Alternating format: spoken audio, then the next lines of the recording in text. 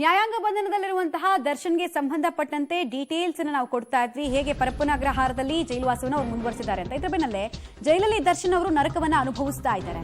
Darshan sir ಕುಗ್ಗಿದ್ದಾರೆ, ತುಂಬಾ ನೊಂದಿದ್ದಾರೆ, ತುಂಬಾ ಡಿಪ್ರೆಷನ್ಗೆ ಹೋಗ್ಬಿಟ್ಟಿದ್ದಾರೆ. ದರ್ಶನ್ ಅವರಿಗೆ ಯಾವ VVIP ಟ್ರೀಟ್ಮೆಂಟ್ ಅನ್ನ ಕೂಡ ಕೊಟ್ಟಿಲ್ಲ. ದರ್ಶನ್ ನೆಲದ ಮೇಲೆ ಜೈಲಲ್ಲಿ ಕೊಟ್ಟಿರುವಂತಹ ಹಾಸಿಗೆ ಮೇಲೆನೆ ಅವರು ಮಲಗ್ತಾ ಇದ್ದಾರೆ. ಎಲ್ಲದಕ್ಕಿಂತ ವಿಶೇಷ ಅಂದ್ರೆ ಸೊಳ್ಳೆ ಪರದೆ ಒಂದನ್ನ ಕೊಟ್ಟಿದ್ದಾರೆ, ವಾಕ್ ಮಾಡೋದಕ್ಕೆ ಸಿಂಗಲ್ ಸೆಲ್ ಅನ್ನ ಕೊಟ್ಟಿದ್ದಾರೆ ಅಂತೆಲ್ಲ ಇಲ್ಲಿ ಡೀಟೇಲ್ಸ್ ಲಭ್ಯ ಆಗ್ತಾ ಇದೆ. ಜೈಲಲ್ಲಿ ದರ್ಶನ್ ಭೇಟಿ ಮಾಡಿ ಬಂದಿದ್ದ ತುರುವನೂರು ಸಿದ್ಧಾರೂಢರ ಹೇಳಿಕೆ ಇದು.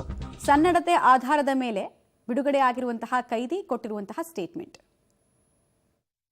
ದರ್ಶನ್ ಸರ್ನ ಭೇಟಿ ಮಾಡ್ತೀನಿ 8ನೇ ತಾರೀಕು ಪರಪ್ಪನ ಅಗ್ರಹಾರದಲ್ಲಿ ಅಧಿಕಾರಿಗಳ ಅನುಮತಿ ತೊಗೊಂಡು ನಾನು ದರ್ಶನ್ ಸರ್ನ ಭೇಟಿ ಮಾಡ್ತೀನಿ. ಅಧಿಕಾರಿಗಳು ಹೇಳ್ತಾರೆ, ಯಾರೋ ನೀನು ಅಭಿಮಾನಿ ಅಂತಪ್ಪ, ಇವರು ಭೇಟಿ ಮಾಡೋಕ್ಕೆ ಬಂದಾರೆ, ನಿನ್ನ ನಾಳೆ ಬಿಡುಗಡೆ ಇತ್ತಂದು ಅಂತ ಅಂದಾಗ ಕಳಿಸ್ಕೊಡಿ ಅಂತಾರೆ ಅವರು. ಅವ್ರ ರೂಮಲ್ಲೇ ಅವ್ರನ್ನ ಹೋಗ್ಬಿಟ್ಟು ರೂಮ್ ಮುಂದೆ ಅವ್ರಿಗೆ ಥ್ಯಾಂಕ್ಸ್ ಕೊಡ್ತಾರೆ. ಅವರೇ ಥ್ಯಾಂಕ್ಸ್ ಕೊಡ್ತಾರೆ. ನಾನು ಥ್ಯಾಂಕ್ಸ್ ತೊಗೊಳ್ತೀನಿ, ತಪ್ಪಿಕೊಳ್ತಾರೆ. ನನ್ನ ತುಂಬ ಖುಷಿ ಆಗುತ್ತೆ. ಬಟ್ ಆ ಜಾಗದಲ್ಲಿ ದರ್ಶನ್ ಸರ್ ನೋಡಿದ್ದು ತುಂಬ ಬೇಜಾರಾಗುತ್ತೆ, ನನಗೆ ಭಯಂಕರ ಬೇಜಾರಾಗುತ್ತೆ. ನಾವು ಏನೋ ಅಂದ್ಕೊಂಡು ಬಂದು ನಾನು ಹೊರಗೆ ಬಂದ ತಕ್ಷಣ ದರ್ಶನ್ ಸರ್ನ ಭೇಟಿ ಮಾಡ್ಬೇಕು ಅಂದ್ಕೊಂಡೇ ಬಂದವು ನಾನು. ಬಟ್ ಆ ಜಾಗದಲ್ಲಿ ಭೇಟಿ ಮಾಡಿದ್ದು ತುಂಬ ನೋವು ನನಗೆ. ಆಮೇಲೆ ಅವ್ರು ಒಳಗೆ ಕರ್ಕೊಂಡೋಗಿ ಒಂದು ಬಿಸ್ಕಟ್ ಪ್ಯಾಕೆಟ್ ಕೊಡ್ತಾರೆ ನನಗೆ. ಬಿಸ್ಕತ್ತು ನಾನು ದರ್ಶನ್ ಸರ್ಗೂ ಸರ್ ನೀವು ತೊಗೊಳ್ಳಿ ಸರ್ ಅಂತೀನಿ. ಇಲ್ಲ ನೀನು ತಿನ್ನು ಅಂತಾರೆ. ದರ್ಶನ್ ಸರ್ ಹತ್ರ ಸ್ವಲ್ಪ ಹೊತ್ತು ಮಾತಾಡ್ತೀನಿ ನಾನು. ಆಮೇಲೆ ಅವ್ರ ಹತ್ರ ಮಾತಾಡ್ಬಿಟ್ಟು ನಾನು ಹೇಳ್ತೀನಿ, ಸರ್ ಆನಾಪಾನ ಸಾತಿ ಧ್ಯಾನ ಅಂತ, ಇದು ಭಗವಾನ್ ಬುದ್ಧ ದೇವರು ಪಿರಮಿಡ್ ಧ್ಯಾನ, ಅದು ದಯವಿಟ್ಟು ಮಾಡ್ತೀರಾ ಸರ್ ಅಂತ ನಾನು ರಿಕ್ವೆಸ್ಟ್ ಮಾಡ್ಕೊಳ್ತೀನಿ. ಧ್ಯಾನ ಅಂದರೆ ನನಗೆ ಗೊತ್ತಿಲ್ಲದಪ್ಪ ಅಂತಾರೆ ಅವರು. ಅಂತ ಇಲ್ಲ ಸರ್ ನಾನು ಮಾಡಿಸ್ತೀನಿ, ದಯವಿಟ್ಟು ಮಾಡಿಸಿ ಸರ್ ಅಂತ ನಾನು ರಿಕ್ವೆಸ್ಟ್ ಮಾಡ್ಕೊಂಡಾಗ ನನ್ನ ಮನವಿಗೆ ಅವರು ಒಪ್ಕೊಂಡು ಆಯಿತು ಮಾಡ್ತೀನಿ ಮಾಡಿಸಪ್ಪ ಅಂತಂದಾಗ 10 ನಿಮಿಷ ಸಾರಿಗೆ ನಾನು ಧ್ಯಾನ ಅಂದರೆ ನಾನು ಅಣ್ಣ ಅಂತೀನಿ ಅವ್ರಿಗೆ. ಅಣ್ಣ ಧ್ಯಾನ ಮಾಡೋಣ ಅಂದಾಗ ಅವರು ನನ್ನ ಧ್ಯಾನನ ಒಪ್ಕೊಂಡು ಒಂದು 10 ನಿಮಿಷ ಧ್ಯಾನ ಮಾಡ್ತಾರೆ. ಚೆನ್ನಾಗಿದೆ ಕಣೋ, ಇದು ಕಂಟಿನ್ಯೂ ಮಾಡ್ಬೋದು, ಚೆನ್ನಾಗಿದೆ ಅಂತ ಹೇಳ್ತಾರೆ ಅವರು.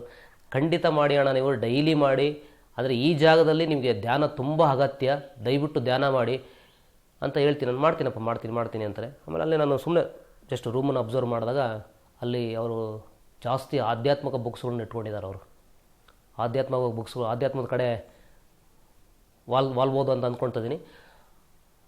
ಅವರು ಆಧ್ಯಾತ್ಮಿಕ ಬುಕ್ಸ್ಗಳನ್ನು ಜಾಸ್ತಿ ಓದ್ತಾ ಇದ್ದಾರೆ ಕಾರಾಗೃಹದಲ್ಲಿ. ನೋವು ಸರ್, ನೋವು.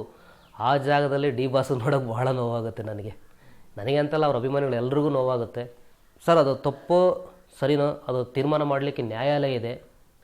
ಕೊನೆಯವರೆಗೂ ನಮ್ಮ ಜೊತೆಗಿರೋರು ಹೆಂಡತಿ ಮಕ್ಕಳೇ ಸರ್, ಹೆಂಡತಿ ಮಕ್ಕಳು, ಅಪ್ಪ ಅಮ್ಮ. ದರ್ಶನ್ ಸರ್ಗೆ ಭಾಳ ಜನ ಫ್ಯಾನ್ಸ್ ಇದ್ದಾರೆ. ತಪ್ಪನ್ನು ತೀರ್ಮಾನ ಮಾಡಲಿಕ್ಕೆ ನಾವ್ಯಾರು ನ್ಯಾಯಾಲಯ ಅಲ್ಲ, ನ್ಯಾಯಾಧೀಶರುಗಳು ಅಲ್ಲ. ಅದನ್ನು ಕೋರ್ಟ್ ತೀರ್ಮಾನ ಮಾಡುತ್ತೆ.